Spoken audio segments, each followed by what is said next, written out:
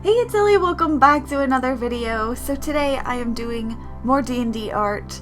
This is a character from the Curse of Strahd. Again, most character art that you see from me, for D&D at least, is going to be for the Curse of Strahd because that's what I'm working on creating right now. But yeah, I have to say I'm not crazy happy with how this one turned out. I do like it still. I'm going to use it for now. I think it's good enough, but I did struggle with this one. Mainly, I think I struggled with just the skin. You can see from my reference photo that the girl is super pale, and she's supposed to be, like, for the character in Curse of Strahd, she's meant to be very pale, like almost weirdly pale. And so I was trying to go for that in my drawing, and I don't know, it just didn't turn out the way that I would like it to. Not, again, I don't think it's bad necessarily, but it just doesn't really have the depth that I feel like it should. And it's because she's so pale. I'm still unsure what kind of colors I need to use for someone so pale to make those like hard, sharp edges that I sometimes need. So I guess I will get better at that over time, and I will probably go back at some point and tweak this so that it looks a little bit better. But for now, I spent quite a long time fidgeting with this when I was done with the portrait, and I didn't really feel like I made any decent improvements. So I just called it for this drawing for now, and I will go back eventually, kind of fix it up. But I think overall this drawing took me, I want to say 2 to 3 hours minus all the fidgeting that I did. So yeah, and you get to see all of it this time. I didn't lose any of the footage. I recorded the whole thing, I think. I don't think there's any weird jumps in this one. You even see me draw the awful clothing, which is, I said this in the last video, but something, probably the main thing that I need to work on, because it really feels disjointed when you look at my portraits, like the face compared to any of the clothes or anything like that. So yeah, I'll work on that, but for now, here is the drawing that you get to see all of it. So I'm getting better at recording, at least. I don't know how much I'm improving with the actual portraits yet. I've only done like 5 or 6 total, and then some other art pieces that I'm pretty excited to share with you guys. I managed to record most of my YouTube banner art that I created, and I'll probably honestly put that on Twitch too if it fits.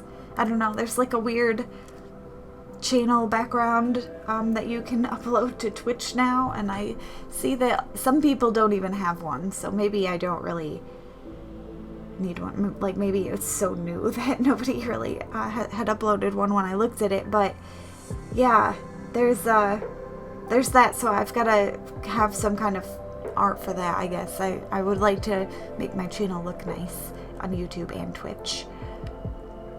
So I've got that art piece coming. I've been working on a Tangled art piece that I think is coming along really well, but it's really huge. Like, I've already got, I want to say I have over 8 hours into this Tangled artwork that I'm working on right now, and it's massive. I'm mostly doing it because, first of all, it's a different style, which I like. I'm trying to experiment with all the different styles, not just these character portraits, but, you know, like cartoon style and maybe some anime style, and recreating video game style. I did, on my banner, I did a portrait of Will Mackenzie from The Long Dark, and it turned out pretty good, so yeah, I'm pretty happy about that one. But yeah, my Tangled piece, back to that. I'm doing that, 1, because it's a different style, but 2, mostly because it's a majority like landscape background piece. Rapunzel is obviously in the forefront of the piece, but most everything behind her is just background. is like there's no characters, I mean, except Flynn Rider is like way in the back, but he's so small that he's basically part of the background in this portrait. And backgrounds are what I would really like to work on, because I haven't really done any backgrounds yet. I did one for the green-skinned child, which was my first D&D portrait, but even that background was just like a mess of just random lines and stuff. It wasn't really a legitimate background, and I would like to make full art pieces eventually. Like, a lot of my character portraits for D&D are not going to have backgrounds because I think it'll be too distracting for the token art, but I mean, not all my pieces are going to be character art for D&D, so I would like to get good at all the skills needed to make a decent piece of art, including the background. And so this Tangled piece is pretty, it's really extensive. This 8 hours that I've worked on it is just, I've literally just worked on Rapunzel so far. I haven't even really done anything with the background. I color blocked the background like really horribly, so there's like white lines and stuff in between everything, and it looks awful right now. So I wonder how much you guys can actually see the potential when I start drawing things for either my speed arts or like on a live stream. If I start a piece for the first time and I'm just doing the weird color blocking and nonsense stuff that just looks very strange before you get all the details in. And so I don't know how easy it is for everybody else to see the potential of what it's going to look like at the end based on some of those early stages. I know when I show my fiance my art, and I've only worked on like a specific spot that I've really put the detail into, and then the rest of it is really crude, and he never really sees it until it all comes together at the end.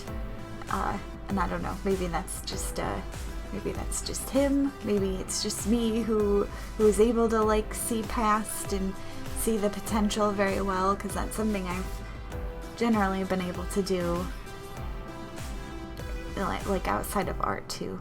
Like when we bought our house for the first time, I saw a lot of things that I think he didn't see. Like it's crazy, we weren't able to see our house when we bought it on the bank auction. Like, we couldn't go inside when we bought it. It was locked up. We didn't have a chance to look at it. If we had found it on the market or like known about the auction beforehand, like early enough, we might have been able to contact the bank or the realtor and go inside and take a look at it. But it was such a quick thing that happened. We just found this house in the area that we were looking for on a bank auction that was about the right size, about the right amount of land, and very cheap. I mean, we knew it was going to be a fixer-upper, but we really had no idea the extent of what we were getting into when we bought our house. So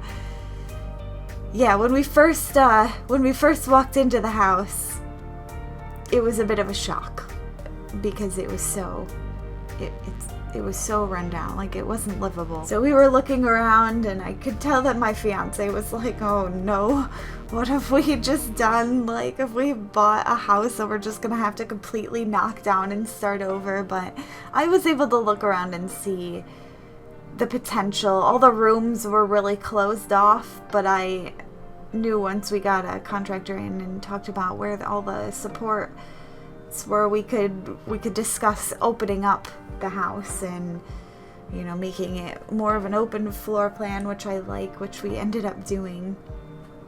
Especially by the staircase was like a completely closed off staircase. It had a tiny little doorway, and I suggested we just like knock out the wall, and we were able to do that. There was no supports right for most of the stairwell. We could knock out the wall, so now it's just so much more open, and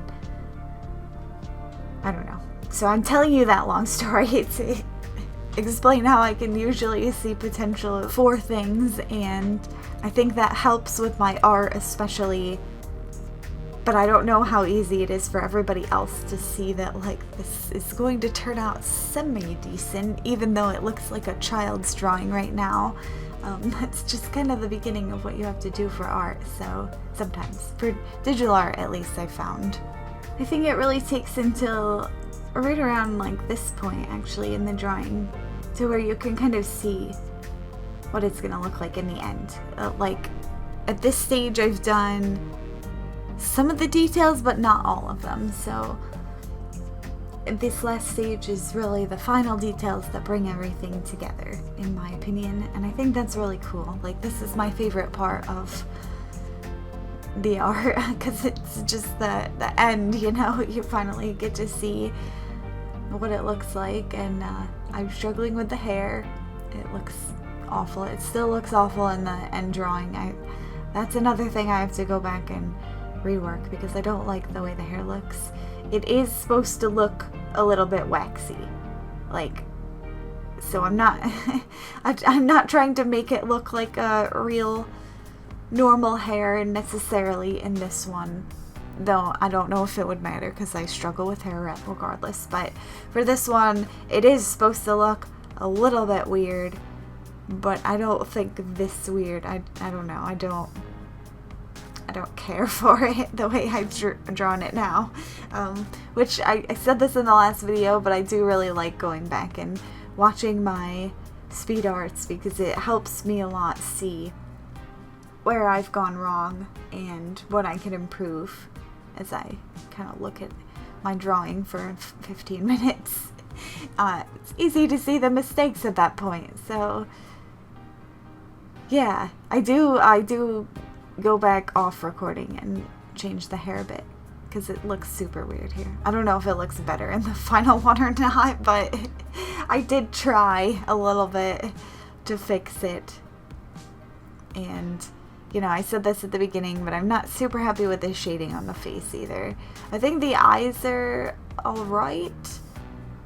It's maybe the nose and the lips that are throwing me off a lot, because I don't think it has the proper shading around the features that it needs.